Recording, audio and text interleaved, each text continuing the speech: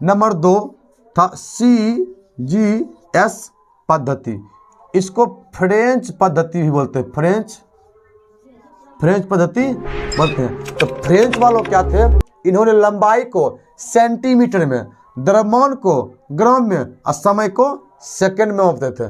जो फ्रेंच वाले थे इन्होंने लंबाई को सेंटीमीटर में, द्रव्यमान को ग्राम में, समय को सेकंड में। इसको मीट्रिक पद्धति कहते हैं। कौन पद्धति? मीट्रिक पद्धति कहते हैं। नंबर 3 एक है MKS पद्धति, इसको व्यावसायिक पद्धति कहते हैं। कौन पद्धति? व्यावसायिक पद्धति। कौन पद्धति? व्यावसायिक पद्धति कहते हैं। इसको हम लोग ना मीट्री पद्धति कहते हैं। मीट्री, व्यावसायिक पद्धति को मीट्री पद्धति कहते हैं। और इसमें कहते हैं लंबाई को मीटर में, द्रव्यमान को किलोग्राम में और समय को सेकंड में। MKS पद्धति में लंबाई को मीटर में, द्रव्यमान को किलोग्राम में और समय को सेकंड में मापते हैं। अब क्या होता, जब MKS पद्धति को अपडेट किया गया और 1971 ईस्वी में, 1971 ईस्वी में अंतर्राष्ट्रीय सम्मेलन हुआ, अंतर्राष्ट्रीय सम्मेलन हुआ।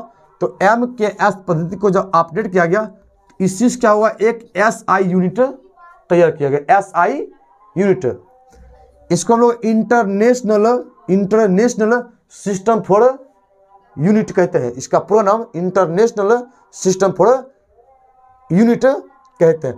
तो इसके अंतर्गत 7 भौतिक राशियां हमें प्राप्त हुआ। कितने भौतिक राशियां? 7 भौतिक राशियां प्राप्त हुआ, जो कि पहला है लंबाई, पहला है लंबाई, दूसरा है द्रव्यमान, दूसरा द्रव्यमान, तीसरा है समय, तीसरा है समय, चौथा है तापमान, अब पांचवा है धारा, छठा है ज्योति तीव्रता, ज्योति तीव्रता, और सातवां है पदार्थ का परिमाण, पदार्थ का परिमाण, पदार्थ का परिमाण। जो SI international system for unit के अंतर्गत जो हमें 7 भौतिक राशियां प्राप्त हुआ, वो पहला है लंबाई, दूसरा है द्रव्यमान, तीसरा है समय, चौथा है तापमान, पांचवा है धारा, छठा है ज्योति तीव्रता और सातवां है पदार्थ का परिमाण। तो अब क्या होता है, इसका मात्रक होते हैं, इसका क्या कहते हैं, मात्रक।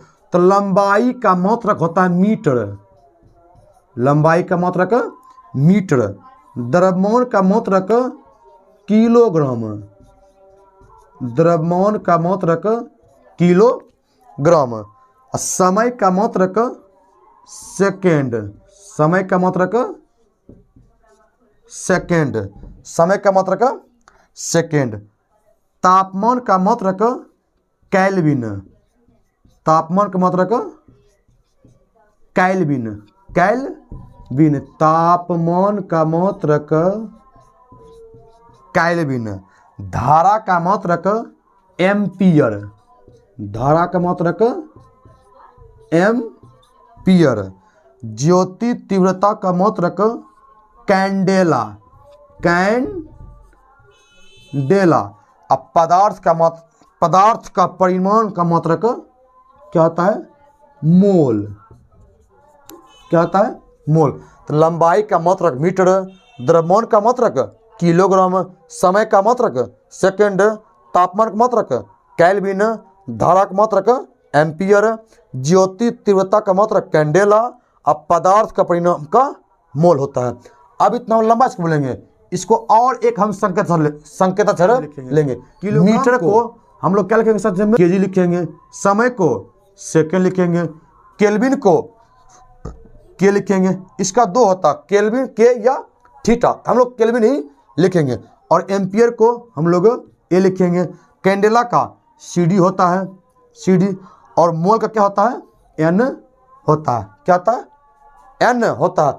तो मीटर को हम लोग M से, किलोग्राम को kg से, सेकंड को S से, केल्विन को K से या थीटा से, एम्पियर को A से, कैंडेला के CD और मोल को N से। अब क्या होता है, सबका बीमा होता है। क्या होता है, बीमा। बीमा वो LIC वाला बीमा नहीं होता है। जो मीटर का बीमा है वो L होता है। क्या इसका बीमा हो गया है, नहीं। बीमा तभी होगा जब इसको सुरक्षा मिलेगा, तब सुरक्षा मिलेगा, तब क्या होगा, ये बीमा। द्रव्यमान जो है किलोग्राम का बीमा M होता है।